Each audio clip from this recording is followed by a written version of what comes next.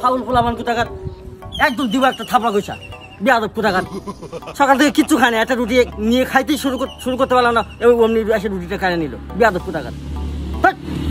দিবা একটা থাপড়া কইসা একদম বেয়াদব কোথাকার। নিজস্কে রুটি নিজস্কে তুই ভাই অনেক ক্ষুধা লাগছিল ভাই, ভাই আমার ভুল হয়েছে ভাই, ক্ষমা করে দেন ভাই। ক্ষমা বেয়াদব কোথাকার, ক্ষমা চাই আবার আমার মুখে খাবার কাড়ে নিয়ে ক্ষমা। এ ভাই কি হইছে না ছেলেটার এত ধমক দিতেছেন কেন, সমস্যা কি ভাই? আরে ভাই আমি সকালে কিচ্ছু খাই নাই বুঝছেন, এই পথ জার্নি করে এসে এখানে মাত্র একটা রুটি নিয়ে বসছি, আমি এক কামড় খাইছি মাত্র, এর মধ্যে হুট করে প্রত্যেকে এসে আমার হাত থেকে রুটিটা কাড়ে নিয়ে চলে গেল। এই তুমি এটা করছো কেন, এটা কোনো কথা? ভাই আমি কি একবার বলেছি যে আমি নির্দোষ? আমি তো জানি আমি দোষী, তখন আমার আবেগে কাজ করছিল ভাই, বিবেকে কাজ করে না ভাই। আর যাক বাদ ভাই, যেটা বলেছে খাবারের জিনিস, ছোট মানুষ খায়া লাইছে, বাদ মিলে যান। আমরা বাই বাই, এরকম আসল ঝগড়াঝাটি ঠিক না, এরকম আর কখনো করবা না।